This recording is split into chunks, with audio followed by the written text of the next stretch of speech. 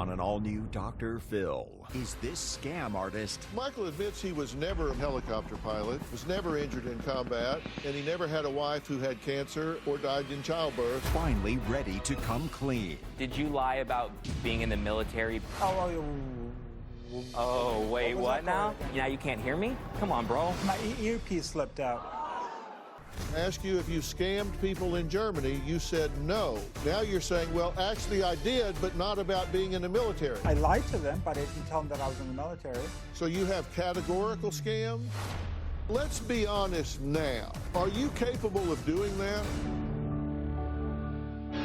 Today's going to be a changing day in your life. You've never had anybody working harder to bring you to the threshold of change than right now.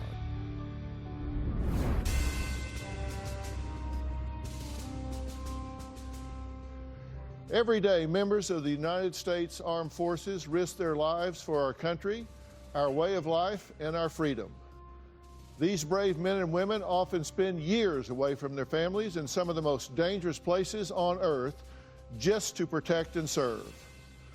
Unfortunately, today, we are not dealing with one of these brave patriots, but a liar, a cheat, and a con artist who pretended to serve his country when in fact he was only serving himself. Michael admits he lied to dozens of people, telling them he was a former Marine Corps helicopter pilot who was injured by an IED during his 4 tours in Iraq and Afghanistan. He also lied and told people that his dog was a bomb-sniffing Marine dog that saved his life on 2 occasions. Travis says he fell for Michael's deception and even claims to have set up a GoFundMe in order to help Michael. Take a look. Michael is a psychopathic liar. Michael told me that he was a sergeant in the Marines and his dog, Kaika, was a bomb-sniffing dog that was on tour with him. Michael did say that he had just come back from Germany, where he was stationed. Michael showed me his business card. He also was wearing a red U.S. Marine Corps hat. He had returned back as he was medically discharged from a stroke. Michael had told me he was injured in hand-to-hand combat while he was in Iraq, and in a separate incident that he had also been shot during combat. Michael told me that his wife was battling cancer and that she had died during childbirth with their youngest daughter. Ultimately, none of it was true. Michael asked me to set up a GoFundMe account. Shortly after I set up the GoFundMe account, within 36 hours, my inbox became flooded with messages from people all over. I mean, there was Germany, there was Oregon, there was California, all women that were telling me that he's a fraud. At that point, I had cut off all ties directly right then and there, and I agreed to be on the show so that people are aware of what he's capable of. Well, Michael's lies continued for months. He even tried to run his scam on Lon, a former Marine who runs an organization that helps veterans in need. Take a look at this. Michael is a con man. One of the claims he had made, he had had 3 heart attacks while he was in the military, and yet they were allowing him to continue to fly helicopters. I knew that that was not the truth. I was a pilot myself, as well as an infantry officer before I started flying in the Marine Corps. We're very closely knit. We feel very strongly about the Marine Corps. It's a band of brothers that's unique. The deeper he got into his story, the more suspicious I became. He said he was a helicopter pilot, but he could not remember where he had gone to flight school. He also told me a story about his Purple Heart that he had in hand-to-hand combat in the city of Mosul in Iraq. He said he was stabbed in the stomach by a knife by one of the bad guys. He told me he was living out of a car and that he had this 6-month-old baby. I was trying to give him the benefit of the doubt, even though the stories were extraordinary, to say the least. He hinted at money. I made it very clear to him that I wasn't a bank for him. I later found out that virtually everything he told me was a lie. Wow. Guys, thank you for being here. I think this is a really good thing to talk about. You want to alert people. Definitely. Because you're not convinced that he's done. Not at all. Yeah. And Lon, same thing. By the way, thank you for your service. Thank you, sir. Thank you. We really appreciate it.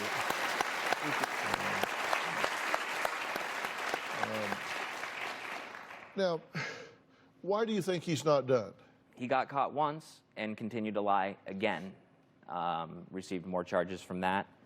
Just the behaviors that he's displayed to me in the past, the stories that have come out as time's gone on, I just can't see how he's genuine.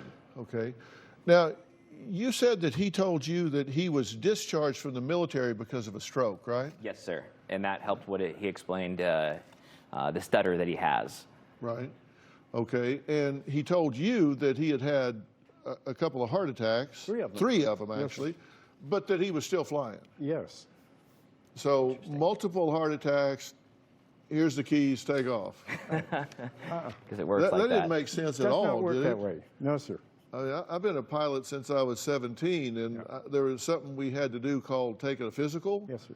And you had to clear the physical, right? Right. So that didn't sit right with you from the beginning. That's correct. Now, you say that Michael asked you to set up a GoFundMe account. What was the reason for that? So Michael's dog had been hit by a car over the 4th of July. Bomb-sniffing dog? Yes, bomb-sniffing dog. Right. Now, he says, by the way, he never said it was a bomb-sniffing dog. He just said it was a service dog, and that everyone assumed that it was a military service dog, and he just went along with it. Is absolutely not true. He made it very clear that Ikaika was there on duty with him, was a bomb-sniffing dog, and as stated earlier, had saved his life multiple times. Now, Lon, you said Michael's the biggest dirtbag you've ever met. That's a term you could use on a show that's seen by the public. Right. I could say That's some more. FCC approved. Yes. That's approved. That's FCC approved. Yes, sir. He was particularly offensive to you because I've got 2 brother-in-laws that flew for the Air Force and the military. Both of them saw combat. My nephew saw combat. In fact, he named his airplane Dr. Phil. He said, "I'm delivering them the truth." So I've got pictures of it where they paint right under their cockpit there. And there's a great sense of pride, fellowship, and brotherhood among those pilots and their squadrons and all. You took great offense to him pretending to be part of it. That's what really bothered you, right? Yes, sir. He owes the American public an apology. More importantly, he needs to apologize to the young men and women who are his age, who made the choice to go to war, because those are the people he impersonated. Of course. Well put. Very well put. You said when you asked him, he said his rank was 04? Yes, sir. Yeah, during the course of my breakfast conversation where I had reached out to try to help him. What is an 04? Well, that's a good question. An 04 is a grade used in the military, and it's a major. So officers are second lieutenants, first lieutenants, captains, major. But when you ask someone, what was your rank in the military, people don't say, oh, I was an 04 or an 01 or anything. They say I was a major or a captain or a private. So when he said he was an 04, it was a strange response to my question, what is your rank? Right. And you said he couldn't remember what flight school he went to. Right. Couldn't remember where he went to flight school. Remember where? He couldn't remember where. And the reason he used for that was because of his heart attacks. And later, when I questioned him, later in the day when I questioned him, he was very angry with me because he said, you represented yourself as somebody who could help veterans, but you clearly don't understand what we veterans are going through. He was trying to guilt-induce you when you asked him questions he didn't have answers to. Exactly. All right, well, next, not only was Michael lying to friends, girlfriends, and veterans groups, he deceived churches, pastors, and the elderly. We're going to meet one of Michael's victims after the break. Plus, we're going to meet Michael and find out just how sorry he really is.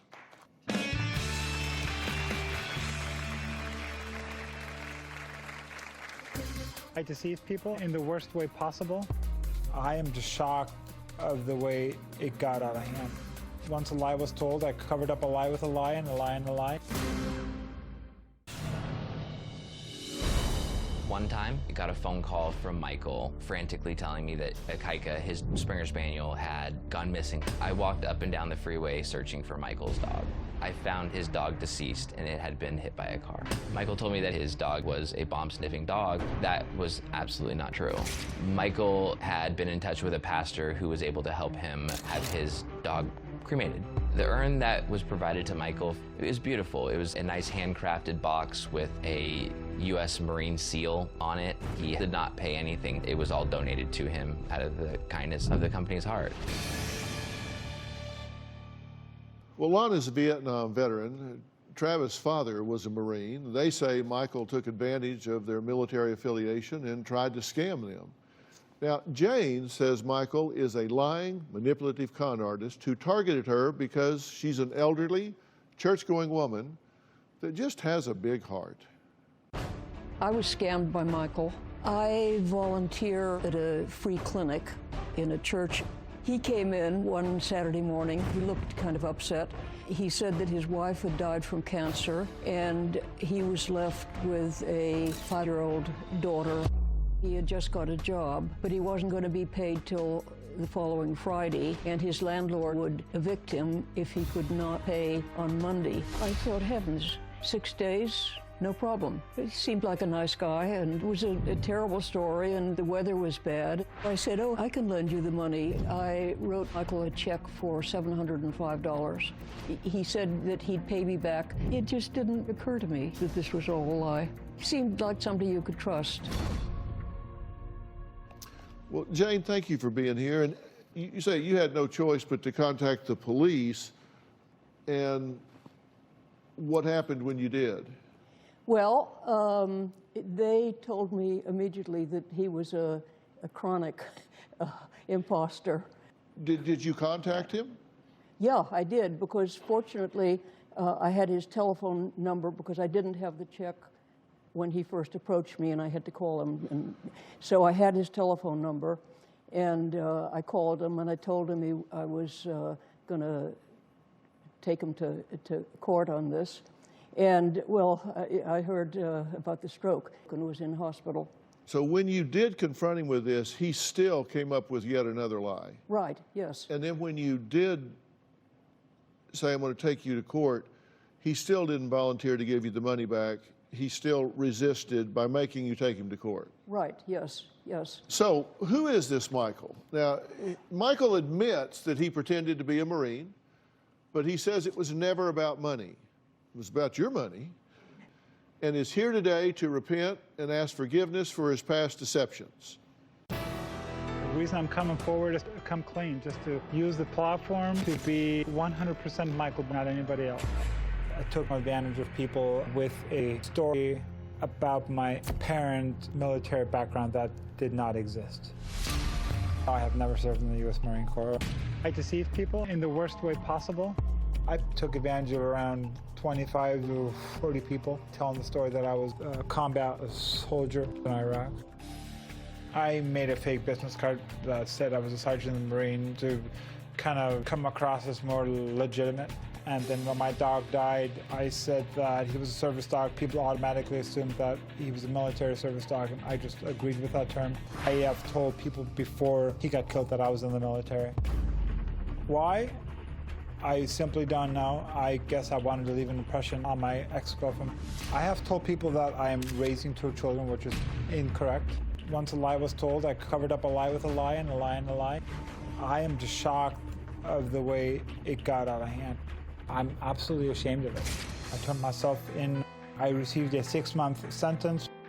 I wish I could turn back the time, because I've really hurt a lot of people, and I'm thinking about every one of them as we speak. I would love to apologize to each and every one of them. I'm truly sorry. Okay, joining us via satellite is Michael, and he's joining us via satellite because he can't travel because he's on probation. So, Michael, thank you for joining us. I'm glad that you're doing this. How you doing, Dr. Phil? I'm all right. Tell me why you wanted to have this conversation. Because I truly believe that me coming forward is the only way being able to move forward in life. Now, the things that you kind of made a list for efficiency's sake, the things that you admit that you have lied about is being a former Marine sergeant and helicopter pilot, 4 tours in Afghanistan and Iraq and being injured by an IED, owner of a bomb-sniffing military dog, having a wife that died of cancer, when in fact you were never married, having a wife that died in childbirth on July 4th, 2014. Those things you admit that are straight up lies, correct? Yes, sir. What's your explanation to yourself or to others, to me, about why you just started telling these lies? What's your payoff for this? What did you get out of it? You said it wasn't about the money, so what was it about?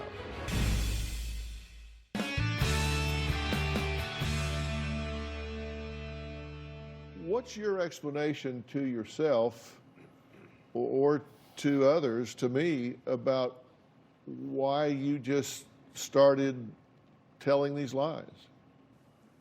There is no explanation here for lying. People don't do things without some payoff, and they certainly don't do things in a pattern without a payoff. What's your payoff for this? What did you get out of it? You said it wasn't about the money, so what was it about? Attention seeking. Did it make you feel more heroic? Did it make you feel more interesting, more exciting? What was it? I would go with interesting and exciting. Uh-huh. Did you feel like you were a boring individual otherwise? I wouldn't define myself as boring, but yeah. Well, you felt the need to embellish your story, who you were. What was it that made you feel like you needed to embellish? I've always been struggling in the past. Grew up with a lot of siblings in the family. I grew up with 8 siblings, and having attention divided up into 8 was always hard. I guess I never got attention, and I was trying to make up for it somehow, which is no excuse for my behavior. I want to make that clear. Now, you disputed some of the things that have been said. You say that you never asked Travis to start a GoFundMe page. That's correct, sir. The GoFundMe page was set up by a church lady. Travis says that you really begged him to set this up. That's incorrect, sir. Shortly after Akaika died, Mike, you had asked me to set up a GoFundMe account. You but appreciated the attention that the In Search of Akaika, that post got. I had repeatedly said, why don't you set it up yourself? And your response was that you didn't know how, you were unsure how, that I was better with technology, that I was better with getting those things set up, and it would just be much easier for me to do it and then share it that way. There were multiple accounts set up. There was one set up by someone else. There was also one set up by me. That is incorrect, sir. There's actually police records that state that the main GoFundMe page that was hooked up, that was attached to my bank account was set up by a church lady. So Travis is lying? Yeah. Here's the thing. He did set up a GoFundMe account, but the GoFundMe account that Travis set up was not attached to my bank account. So the GoFundMe account that Travis set up, there was never any money put into that account, and police records show that as well. Well, he said within 36 hours he was slammed with people saying that you were scamming, and he got those messages from Oregon, California, multiple states, right? Germany as well. Germany, Oregon, and California were 3 places. Were you scamming people in Germany?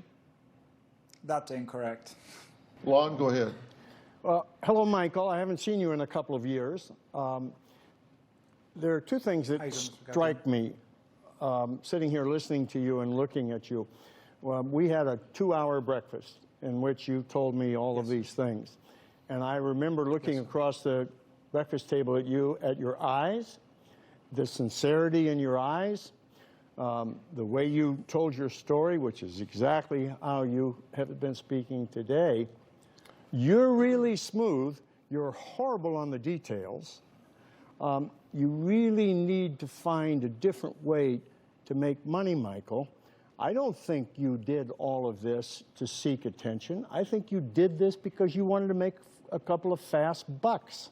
Next, Michael claims he stopped lying and wants forgiveness from his victims. He promised to be 100% honest with me, and it's the reason that I allowed him to be part of this today.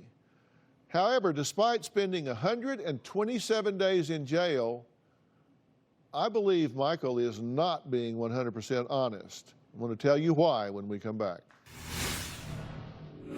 Did you lie about being in the military? No. That is. Oh, wait, what now? Again? Now you can't hear me? Come on, bro. Closed captioning provided by... Michael contacted me. His goal was to apologize. I had no reason to believe that his apology was even genuine. It felt more of, you got caught and that's why you want to say sorry. Saying that I'm sorry and that I'm a different man now, that doesn't mean anything. What I'd want to see him do is do something to help the community.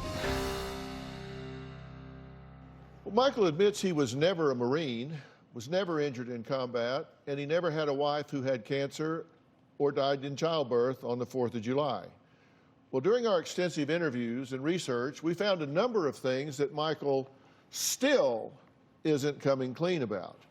Michael, you know, one of the things that I've found is that if there is a time where you say that you kind of want to hit the reset button and you want to come clean, people tend to say, okay, I'm willing to consider that, but let's be honest now.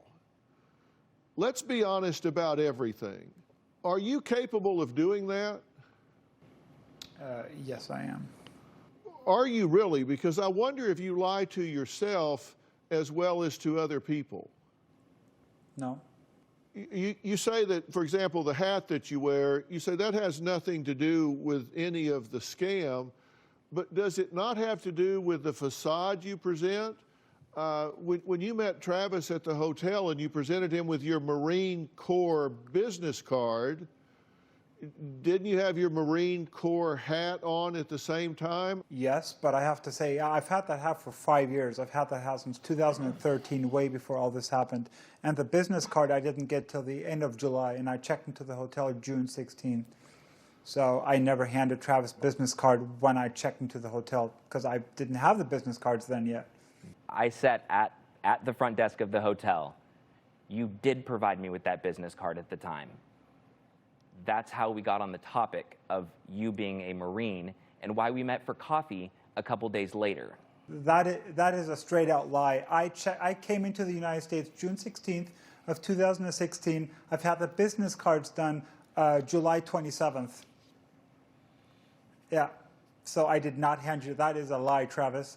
I'm really trying to help you here because yes, and I am. I don't want you to do a modified mea culpa here. I want you to do a complete mea culpa here. I don't want you to come in and clean up half of the situation. I want you to clean up all of the situation. I want to clean up the whole thing, Dr. Phil. Well, yes, I'm trying to clean up the whole thing. Did you lie about being in the military prior to Akaika passing? No. That is. Oh, wait, what now? Again? Now you can't hear me? Come on, bro. No, I didn't say I can't hear you. No, I didn't say I can't hear you. So can you repeat that, please? Because my earpiece slipped out. Okay. Did you lie to anybody about being in the military prior to July 5th when I found Akaika on Interstate 5? Yes, I did. Okay. The lies began after the dog was killed on July 4th of 2016, and you said the first person you lied to was your ex-girlfriend. But that's what you told us, but you just now said to Travis that, no, you had lied prior to that. Oops. Well, my girlfriend was the first one I met when I got off my girlfriend was the first one I saw when I got off the airplane, so I did lie to her as well. That was Travis's question. Did you lie before Ikaika's passing? And I said, yes, I did.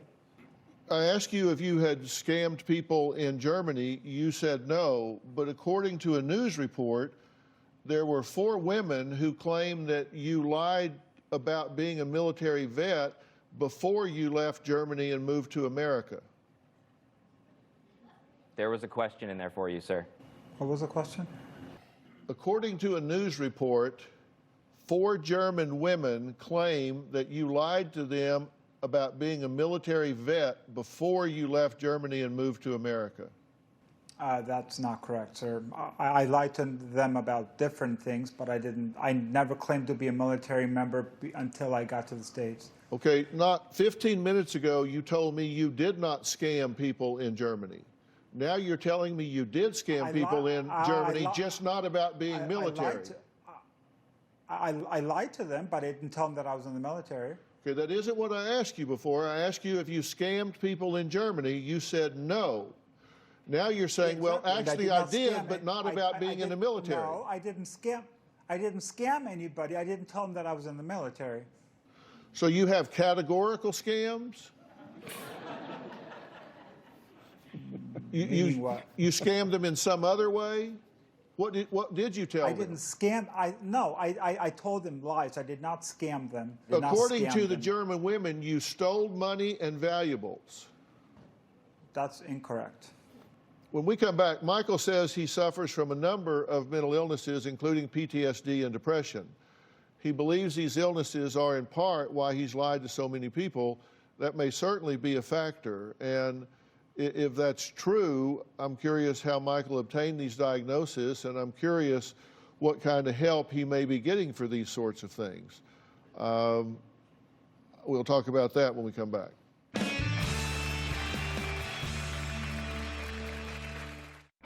Closed captioning provided by... I guess I was always seeking extra attention since I was a little kid. I've always been struggling with my identity. I am diagnosed with post-traumatic stress disorder, bipolar depression, anxiety. I have a severe history of mental health illness.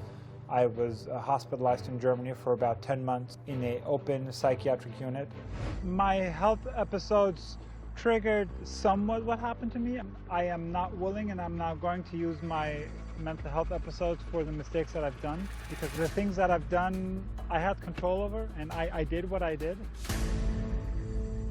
You said you were diagnosed previously. Your primary diagnosis was major depressive disorder, post-traumatic stress disorder, chronic, and that the narrative was expressed impatience with paperwork. I already know all of this. I'm a pediatrician. Michael meets the criteria for major depressive disorder, recurrent, severe, said went back and forth to Germany and attended medical school. I'm a pediatrician, but they won't let me practice here. Said had a 3-year-old daughter. My wife died in childbirth. Planned Michael will return for individual therapy, 60 minutes, 1 time a week, intake, clinical signature, etc. This was all January 12th of 17. Are you a pediatrician? No, sir. Was this in the States? Was this in Germany? This was over in Germany. So you were telling people in Germany you were a pediatrician. That's where you weren't scamming people, in Germany? I told people a lie, yeah. Okay. Did you lie to get this diagnosis? No. Okay. And when you told them in Portland that you were a pediatrician, did they question that or did they believe that? I don't know. What are you doing with your life these days, Michael? How are you spending your time? I got out of custody at the beginning of January. I've been applying for jobs. I got hired. I have a job now as well. I start tomorrow. Yeah. Okay, and what kind of work are you going to do? You don't need to say where or anything. Just what kind of work are you going to do? It's an office job. Okay, all right. And do they know about your time in jail? Yes. You describe yourself in different ways. Before jail, you said that you were dishonest, manipulative, immoral, arrogant, and hurtful. And after jail, you said caring, faithful, courteous, empathetic, and fair. That's quite a transformation. Was this a big wake-up call for you? It was a big wake-up call, and I'm trying to make amends, but a lot of people are not giving me the chance, which I understand at some point, but... Well, yeah, I'm going to comment on that in just a minute, because I think I'm going to say something that's going to help you, and I'm going to introduce you to somebody that I think is going to help you. We'll be right back. Yes, sir.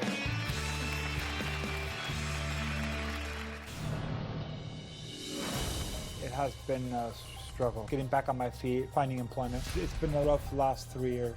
I'm harassed on the streets on a regular basis. I've been spit on, I've been slapped in the face, my glass has been broken. I've had somebody spray paint me with paint. I've had somebody post on social media that I should be shot to death. I've really changed, and I am changing as we speak. A change that doesn't happen overnight. I live in a Christian faith-based home. I'm very involved with my church community. If I am sincere about wanting a change in life, I deserve a second chance. Coach Mike Baer is here. He's a very dear friend of mine. He's a life coach. He's the founder and CEO of Cast Centers. He's experienced and really loved by his clients, and he focuses on helping his clients break free of destructive patterns that aren't yielding results that they want. He's written a new book that's called Best Self, Be You Only Better.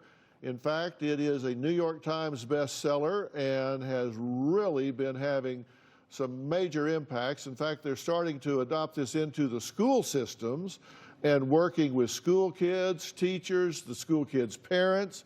I mean, this is really having an impact on our society right now. So congratulations on that, Mike. Thank you. Coach Mike, I'm ultimately going to ask you to help and provide some services for Michael here, because I don't want to just bring him here and have him make what he considers to be an apology. I actually want to help turn this around.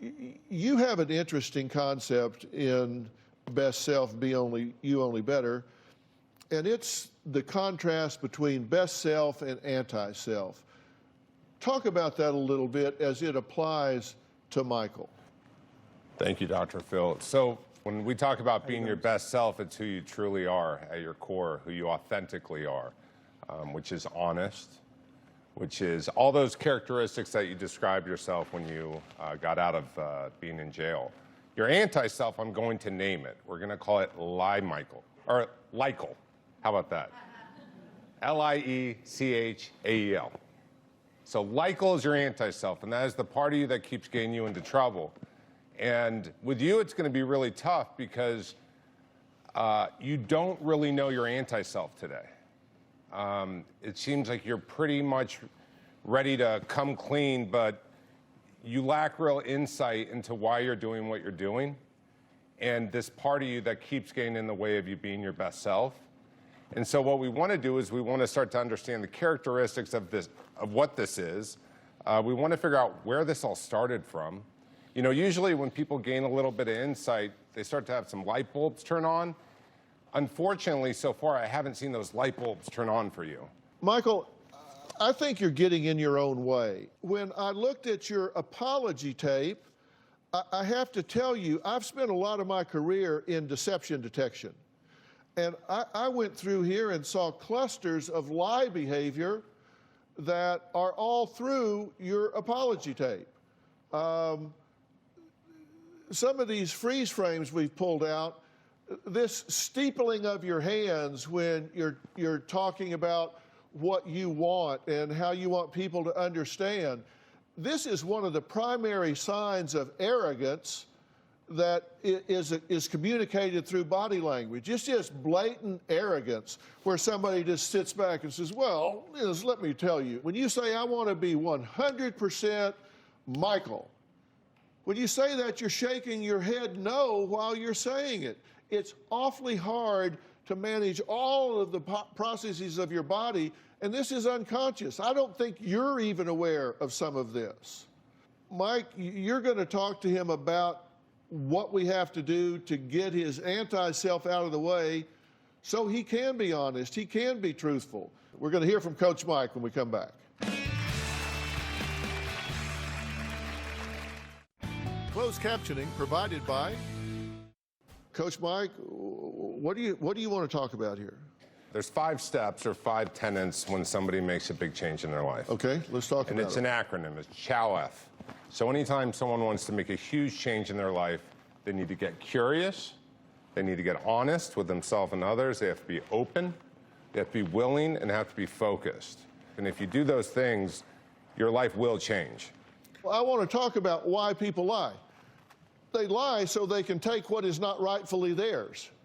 They do it to escape accountability, to create a fantasy, false self-esteem, to escape their mundane life, to avoid punishment, to inflict pain, to feel better in the moment. They steal admiration, to gain an advantage, to exploit others. These are the primary reasons that people lie. And Michael, as I've looked at your lies, you're all up and down, and that all goes down to self-worth. And Mike, that's what you're going to work with him on, right?